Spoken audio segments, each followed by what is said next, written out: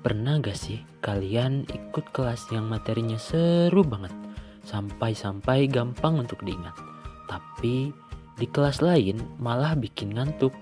Perbedaannya bukan cuma karena gaya mengajar gurunya, tapi karena ada ilmu di baliknya, yaitu desain pembelajaran, seni dan sains untuk menciptakan pengalaman belajar yang efektif, efisien, dan menyenangkan. Dalam desain pembelajaran, ada 3 elemen utama yang harus seimbang, seperti harmoni musik, yaitu tujuan pembelajaran, aktivitas belajar, dan evaluasi. Kalau satu saja tidak selaras, hasil belajar pun sulit tercapai. Karena itu, desain pembelajaran perlu berpikir sistematis, mulai dari apa yang ingin dicapai, bagaimana mencapainya, hingga bagaimana menilai keberhasilannya. Perjalanan ini dimulai dari Edward Lee Thorndike, pelopor psikologi pendidikan modern. Ia memperkenalkan teori connectionism, yang artinya belajar terjadi melalui hubungan antara situasi dan juga respon. 3 hukumnya yang terkenal hingga kini adalah yang pertama, law of effect, yang artinya perilaku yang menyenangkan cenderung diulang. Kedua, law of readiness, yang artinya belajar efektif terjadi ketika seseorang siap. Dan yang terakhir, law of exercise, yang artinya pengulangan bermakna memperkuat pemahaman. Dari Thorndike lahir pemikir besar lainnya, yaitu Ralph W. Tyler. Tyler menemukan bahwa banyak sekolah mengajar tanpa arah yang jelas.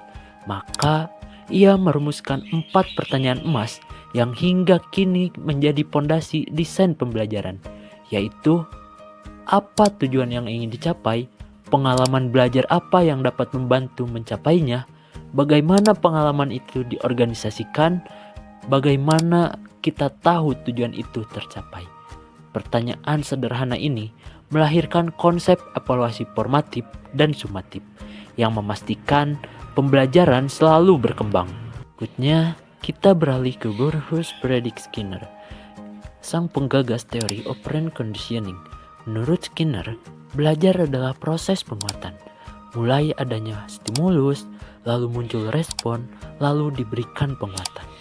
Misalnya, saat kamu menjawab benar, lalu muncul pesan, "Hebat, lanjutkan." Itu adalah reinforcement yang mendorong kamu untuk terus belajar. Skinner juga memperkenalkan programmed instruction, yaitu sistem belajar mandiri dengan umpan balik langsung seperti e-learning dan kuis interaktif masa kini. Deretan tokoh besar ini ada nama yang mungkin paling sering disebut dalam dunia pendidikan, yaitu Benjamin S. Bloom. Ia memperkenalkan taksonomi tujuan pendidikan yang mengurutkan kemampuan berpikir dari dasar hingga tingkat tinggi, mulai dari mengingat, memahami, menerapkan, menganalisis, mengevaluasi, sampai mencipta. Seperti kata Bloom, pendidikan sejati bukan sekedar mengingat, tetapi mengembangkan cara berpikir tingkat tinggi. Bayangkan jika 4 tokoh besar ini duduk bersama. Thorndike dengan dasar ilmiahnya, Tyler dengan arah dan evaluasinya, Skinner dengan sistem penguatannya, dan Bloom dengan cara menilai kemampuan berpikir manusia. Dari pemikiran mereka, lahirlah teknologi pembelajaran modern, dari e-learning hingga sistem berbasis AI. Pembelajaran yang dirancang dengan baik akan menghasilkan perubahan nyata dalam kinerja manusia.